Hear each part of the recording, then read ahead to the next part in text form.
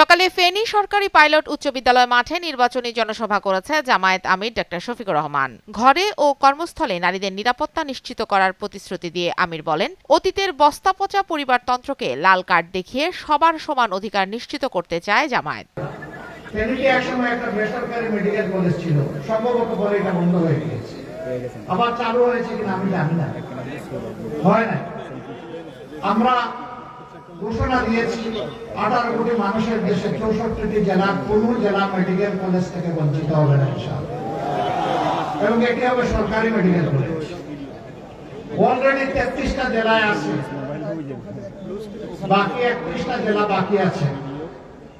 আল্লাহ তাআলা এই দেশবাসীর যদি সেবা করার সুযোগ আমাদেরকে দেন, ফেনী ইনশাআল্লাহ তার পাওনা পেয়ে গর্বিত হবে, ফেনী বঞ্চিত হবে না। এর পাশাপাশি এও আমরা ঘোষণা করেছি প্রত্যেকটি জেলা হেডকোয়ার্টারে বিশেষায়িত হাসপাতাল ক্রমান্বয়ে চালু করা হবে ইনশাআল্লাহ। সেই হাসপাতালের উপাদান তৈরি করার জন্যই মেডিকেল কলেজ প্রয়োজন। ন্যায় ইনসাফের বাংলাদেশ গড়ার জন্য আমরা এখানে 11টি দল ঐক্যবদ্ধ হয়েছি। আমরা চাচ্ছি ঐক্যবদ্ধ বাংলাদেশ। জাতিকে আমরা বিভক্ত করতে চাই না, আমরা জাতিকে ঐক্যবদ্ধ করে সামনের দিকে এগিয়ে নিতে চাই, পিছনে নয় সামনে দৌড়াবো ইনশাআল্লাহ। আপনারা এই দৌড়ে ম্যারাথনে শরীক হবেন, সবাই শরীক হবেন। মুবারকবাদ আপনাদেরকে। এবার আমরা প্রত্যেক একে একে তুলে দিচ্ছি ফেনীর 3টি আসনের 11 দলের দ্বারা মনোনীত প্রার্থী। 12 তারিখ ইনশাআল্লাহ আপনারা তাদেরকে নির্বাচিত করবেন, সর্বশক্তি নিয়োগ করবেন, এখন থেকে পাহারা দিবেন।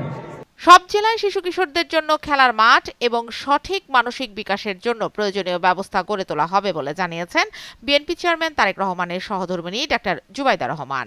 সকালে বগুড়ার হোটেল নাচ গার্ডেনে অনুষ্ঠিত বিশেষ চাহিদা সম্পন্ন শিশু ও কিশোরদের মাঝে হুইল চেয়ার বিতরণ ও মতবিনিময় সভায় এসব কথা বলেন তিনি। প্রতিযোগীদের উদ্দেশ্যে বলতে চাই যে তোমরা ভবিষ্যতে ইনশাআল্লাহ নিজ নিজ ক্ষেত্রে সার্থক হয়ে বিশ্বের বুকে বাংলাদেশের নাম উজ্জ্বল করবে।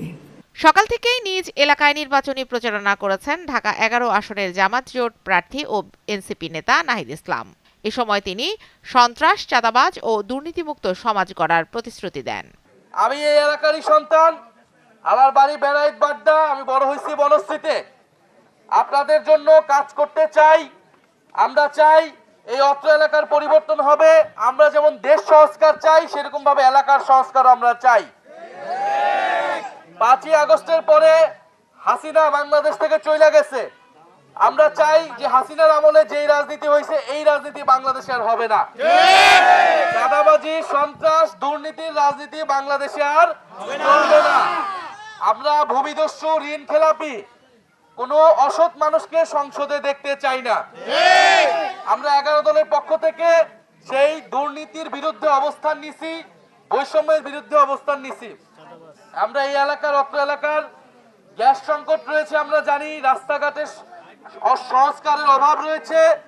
আমরা চাঁদাবাজি, সন্ত্রাসের সমস্যা রয়েছে, মাদক কারবারি সমস্যা রয়েছে। আমরা এই সমস্যাগুলো দূর করব। আমরা যদি দায়িত্ব পাই, আপনারা থানায় গেলে থানায় থেকে ওসি আপনাদের সুযোগ সুবিধা করে দিবে। কোন রাজনৈতিক প্রভাব, দলের কারণে কেউ অপরাধীদের কোনো আশ্রয় দিতে পারবে না। ঢাকা 8 আসনের 11 দলীয় জোট প্রার্থী নাসির উদ্দিন পাটোয়ারি সকালে আজিজ সুপার মার্কেট ও কাটাবন এলাকায় নির্বাচনী প্রচারণা চালান। এ সময় তিনি দলীয় প্রতীকে ভোট চান। মাগুরা পৌরসভার 1 ও 2 নং ওয়ার্ডের উদ্যোগে নির্বাচনী জনসভা করেছে মাগুরা 1 আসনের বিএনপি মনোনীত প্রার্থী মনোয়ার হোসেন খান। এ সময় তিনি বলেন, একটি নতুন গণতান্ত্রিক ও সমৃদ্ধ বাংলাদেশ বিনির্মাণে বিএনপি দৃঢ় প্রতিশ্রুতিবদ্ধ। নতুন বাংলাদেশ বিনির্মাণে ধানের শীষের পক্ষে ভোট দিয়ে সত্যিকার অর্থে দেশ গঠনে এগিয়ে আসা। যে নতুন বাংলাদেশের সম্ভাবনা দেখা দিয়েছে, সেই সম্ভাবনাকে নস্যাৎ করার ষড়যন্ত্র কিন্তু অব্যাহত রয়েছে। আমরা এমন এক সন্ধিক্ষণে অবস্থান করছি, এমন এক ক্রান্তিকালে অবস্থান করছি, যখন একটি অবাধ সুষ্ঠু নিরপেক্ষ নির্বাচন সকলের জন্যই অপরিহার্য হয়ে পড়েছে।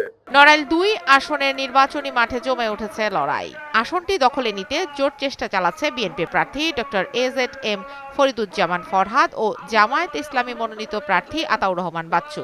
নড়াইলের আপামর জনসাধারণের কাছে আমার সর্বস্তরের আকুল আবেদন, তারা যেন ভোটের দিনে সঠিক টাইমে এসে ভোট প্রদান করে এবং ভোট, আমি আশা করছি ভোট হবে সুষ্ঠু এবং নিরপেক্ষ ভোট হবে এবং সবাই স্বতঃস্ফূর্তভাবে ঈদের আমেজের মতো ভোট দেবে এবং ভোটের দিনে সুশৃঙ্খল থাকবে।